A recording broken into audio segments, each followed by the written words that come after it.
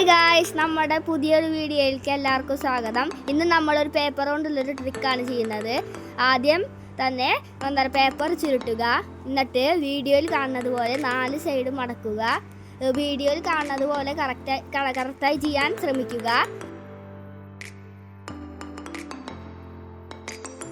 ഇപ്പോൾ ഗായ്സ് പൊന്നൂസ് ചേട്ടനാണ് കത്തിക്കുന്നത്.